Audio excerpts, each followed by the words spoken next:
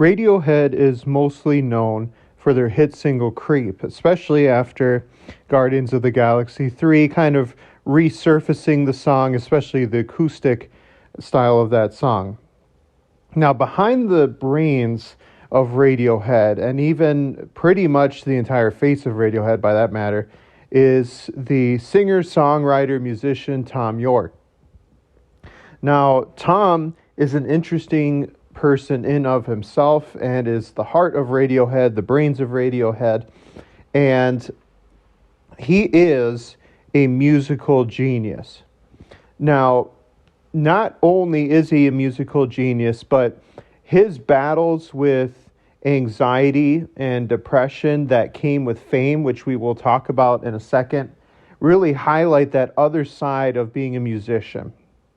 Because this is always the balance that I find indie artists have is, yes, I do believe that any indie artist wants their songs to get big. It's like any artist wants to have their work noticed by people. And that's, musicians, that's actual artists, that's photographers, whatever. But there is a very select few percentage of those indie artists that literally only care about the art itself. They have such an intense passion for music, for composition, for recording, that is their focus. And if you couple that with just being extremely gifted and with hard work, that produces that select few of musicians and other artists that solely do things for the art. After researching Thom, believe that he fits that category of, yes, he did happen to have his work stumbled upon very early and, of course, gained a lot of recognition, but at the same time, and his work speaks for itself, he is much more worried about the art of music. He also fights very much against streaming services, the way that music is released, which we'll get to in a second as well. But again, as we talk about Thom's history and his upbringing and kind of the rise of Radiohead and his other side projects, you'll see that theme, of, hey, he's much more focused on the art. So Thom was born in England, in Northamptonshire.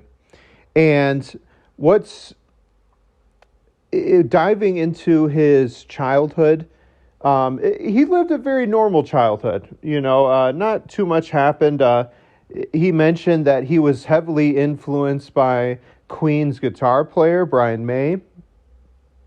And what's kind of funny about that is because he saw him and not so much Freddie Mercury, he was much more interested in learning how to play the guitar very well. So he went out and he got a guitar and he was practicing it.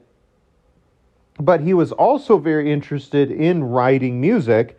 And what he kind of came to realize early on is, well, I need to also sing what I make because nobody else wants to do it. Nobody else can do it.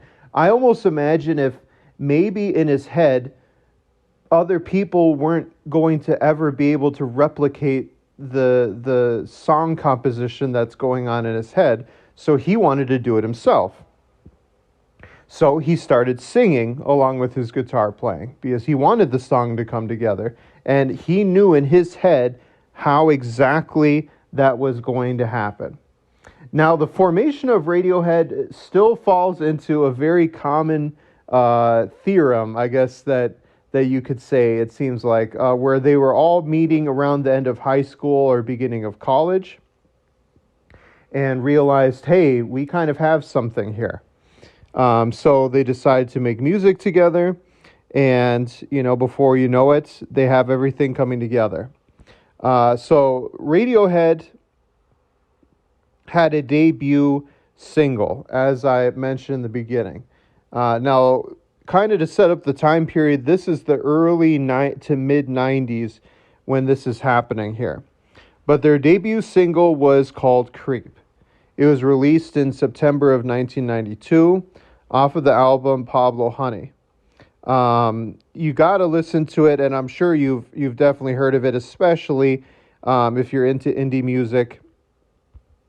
And I'm not so much going to focus on really that song, but it's more so what happened afterwards that's interesting. Because, of course, Radiohead and Thom immediately hit mainstream success, right? And, of course, with any band that makes it big right off the bat, the biggest problem that they always face is nobody really wants to hear our other music. They just want to hear the hits, right? Which, I mean, you can't blame audiences, but that's what they want. We're later on in this channel going to talk about MGMT, and that's exactly the problem that they faced as well, even though they unironically faced that issue. But what's kind of funny is Thom almost immediately resented that song Creep, because even back in 1993 in Rolling Stone interview, he said, "I feel like it's not our song anymore. It feels like we're doing a cover." And it was so bad that audience members would almost scream and yell for Radiohead to play Creep during the concert, and then they would leave even after they performed it. Which, I mean, honestly, at this point, I don't even blame him for wanting to not do this anymore. So what happened was that really brought on a lot of anxiety, of course, to replicate and follow up. Because, of course, the question is, well, what are we going to do next? And audiences are going to wonder, what's the next big hit that they are going to bring out? So he started, unfortunately, to develop an addiction to alcohol and to drugs, kind of like the rock star lifestyle. And really, it wasn't because he enjoyed doing that. It was because he didn't know how to deal with that massive success of Creep.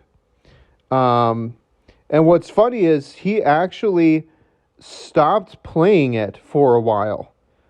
Even their biggest album, OK Computer, that came out in 1997, he started to become hostile when Creep was mentioned in interviews. He refused requests to play it.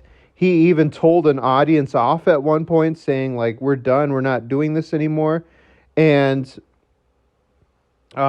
they went even some period of time not even playing it on tour. In fact, it's kind of funny. They ended up playing it because they had an equipment failure. So they kind of thought, well, we got nothing else we can do, so I guess let's just kind of play that.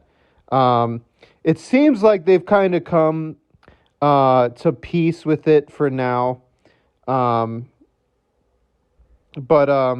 what's kind of funny is he kind of goes back and forth, because sometimes he doesn't even want to sing it anymore, and what's kind of interesting is, I mean, of course, Thom is old at this point, so now he even says his vocal range has dropped and even finds Creep difficult to sing. So that's kind of an interesting thing as well.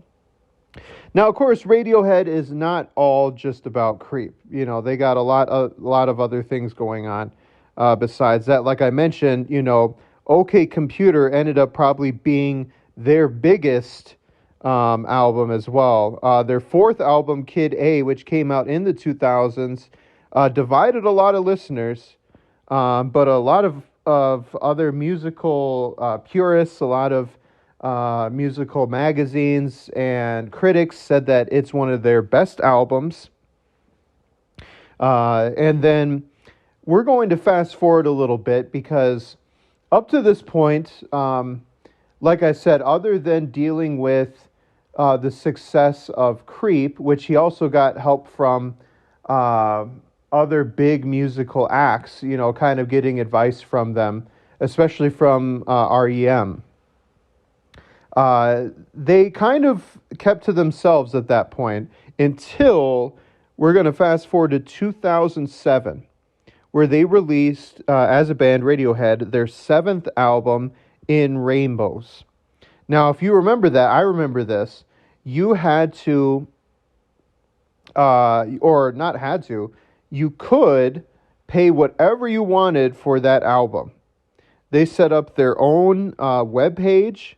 It was a download, and customers could set their own price, and critics and financially and in the charts responded in kind. It was absolutely amazing, and it was a huge, huge success. Um, and to me, that's really when Thom started to explore even more. That to me is when Radiohead just cemented themselves as legends at that point. I mean, they already were, don't get me wrong, with the previous albums and singles that I talked about. But In Rainbows really cemented, and I think that's what even gave him more confidence, Thom more confidence to say, you know what, I'm going to explore more as a solo artist. We're going to explore more as a band, just with sounds and soundscapes, I should say, different recording styles. He continued to speak out more and more against the music industry in whole, how, at the time, that's when Apple Music was getting big. So, that seemed to be the only way that people could get music was through the Apple Store. He didn't like that. He hates Spotify. Again, he likes artists to be more in control of those things. And honestly, throughout all of that hard work, Radiohead and Thom have been absolutely rewarded for their hard work. Over 10 years ago, they had sold more than 30 million albums. They have 6 Grammy Awards. They have 5 Mercury Prize nominations. 7 singles of theirs have reached the top 10 in the UK singles chart, including Creep, as mentioned. But of course, you got Karma Police, you got There, No Surprises, tons of them. Rolling Stone magazine has named them one of the 100 greatest artists of all time, and second best artists of the 2000s. 5 of their albums have been included in the Rolling Stones 500 greatest albums of all time list. And to top it all off, they have been inducted into the Rock and Roll Hall of Fame in 2019. So well deserved. So crazy well deserved. Now, kind of to just wrap it up, Thom's personal life has been one of a little bit of tragedy. And it's not even his growing up. It's what's happened to him even in his adult years. So he married his first wife, and he had met her all the way back when he was young, back when Radiohead was just getting started. And he was in a relationship with her for 23 years. They did separate, but sadly, not even long after they separated, she died from cancer, which he was heartbroken about. He dedicated one of their re-releases in her memory. So definitely sad there. And not even around that same time, his brother passed away as well. So definitely a hard time for him. I can't even imagine. But it seems like, he has since remarried.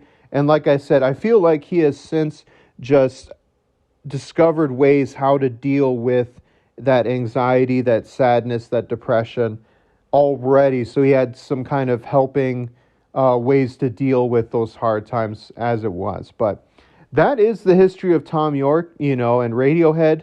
Who knows what's happening to them in the future? It definitely seems like now, they've been a band since the 90s. They've already come and gone, hit their stride. And I think they're definitely at peace with that. I don't think they're trying to revolutionize anything at this point. They're kind of just enjoying their stardom, which is well deserved. So I hope you all enjoyed this episode, and I will see y'all later.